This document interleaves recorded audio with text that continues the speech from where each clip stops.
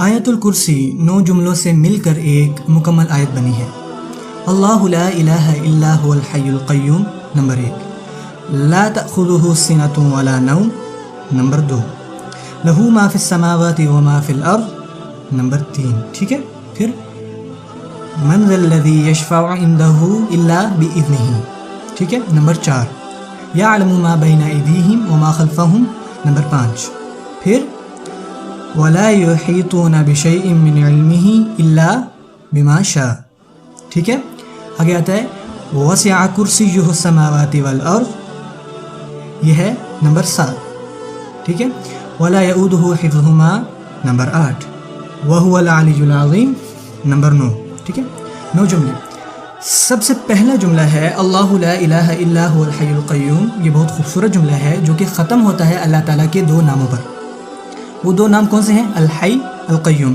ठीक है, हमेशा ज़िंदा रहने वाला और कायम रहने वाला। जितनी भी चीज़ें वजूद में हैं और अपनी मौजूदा हालत पर कायम हैं सिर्फ़ और सिर्फ अल्लाह के हुक्म से। और हैरत अंगेज़ बात जो है वो है आखिरी जुमले में। पहले जुमले में और आखिरी जुमले में कुछ कॉमन है। ठीक है, और आखिरी जुमला क्या है? व हुवल अलियुल अज़ीम। कितने अल्लाह के नाम हैं आखिरी जुमले में? 2 ही अल्लाह ताला के नाम हैं पहले जुमले में और 2 ही अल्लाह ताला के नाम हैं आखिरी जुमले में। ठीक है, इससे पहले कि मैं दूसरे जुमले पर जाऊं, मैं आपको सिक्योरिटी सिस्टम के बारे में कुछ बताना चाहूँगा। सिक्योरिटी गार्ड्स का काम बहुत मुश्किल होता है, और अगर आप फ़र्ज़ करें कि सिक्योरिटी गार्ड हैं तो आपको सिर्फ अपने बूथ में ही बैठे रहना है, आपको सीसीटीवी फुटेज को ही घूरते रहना है, और वो घंटों के लिए। और क्या वो पिक्चर हिलती जुलती है? वही सेम पिक्चर, और इसी को आपको देखते रहना है 8 घंटों के लिए, 12 घंटों के लिए। और क्या होता है कि जब आप किसी चीज़ की हिफाजत करते हो, आप सुस्त होते जाते हो, आप थकते जाते हो। ठीक है, सो अल्लाह ताला अपने बारे में यहाँ फरमाते हैं कि ला तअख़ुज़ुहु सिनतुन वला नौम। ठीक है, ऊँघ तब आती है जब आप थके हुए होते हो, और ऑफ कोर्स आगे क्या होता है? मेरा मतलब ऊँघ के बाद नींद यानी नौम। ठीक है, यह है दूसरा जुमला। और दूसरे जुमले में वो चीज़ें हैं जो मखलूक में पाई जाती हैं, खालिक में नहीं। यकीनन हम ही थकते हैं, फिर गनुदगी चाहती है और आखिरकार नींद आ घेरती है। ठीक है, और सेकंड लास्ट जुमला क्या है? वला यऊदुहु हिफ़्ज़ुहुमा। आसमानों और ज़मीनों की हिफाजत करना अल्लाह को नहीं थकाता। ठीक है, तो जब कोई थक जाता है तो आगे क्या होता है? गनुदगी और फिर नींद। सेकंड जुमला और सेकंड लास्ट जुमला दरअसल आपस में कनेक्टेड हैं। ठीक है, ला तअख़ुज़ुहु सिनतुन वला नौम वला यऊदुहु हिफ़्ज़ुहुमा। फिर अल्लाह ताला फरमाते हैं लहू मा फ़िस समावाति व मा फ़िल अर्ज़। उसी का है जो कुछ आसमानों में है और जो कुछ ज़मीनों में है। इससे पहले कि मैं आगे बढ़ूँ, पहले मैं आपको 2 अल्लाह के नामों में फ़र्क पहचाना है, मालिक और मलिक में। मालिक कहते हैं वारिस को, ऑनर को। ठीक है, और मलिक कहते हैं बादशाह को। और क्या वारिस और बादशाह में फ़र्क है?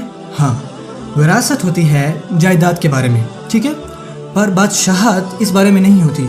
आप किसी दरख्त के बादशाह नहीं हो सकते, या आप किसी ज़मीन के बादशाह नहीं हो सकते। आप उस ज़मीन पर रहने वाले लोगों के बादशाह होते हो। ठीक है, बादशाही लोगों के मामलात के बारे में है और विरासत, ठीक है, चीज़ों के बारे में। इसमें फ़र्क है।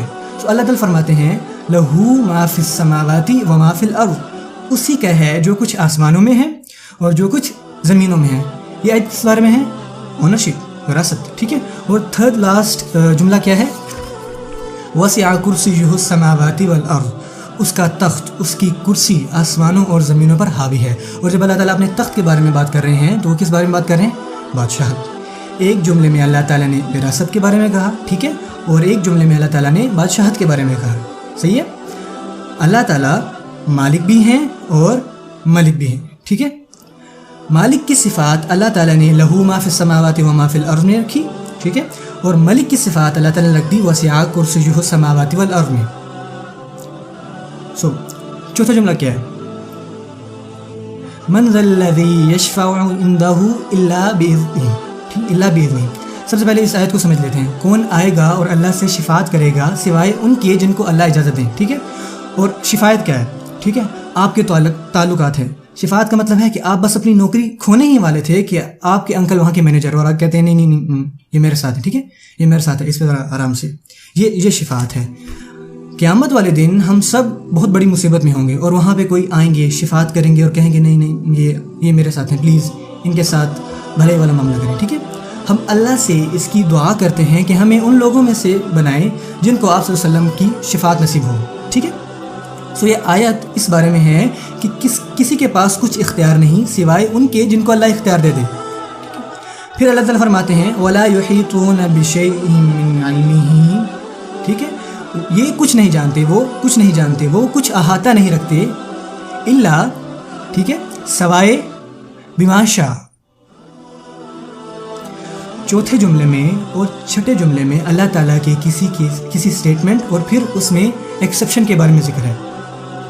بیان کیا تھا کہ کوئی شفاعت نہیں کرے گا سوائے ان کے جن کو اللہ اجازت دے دیں.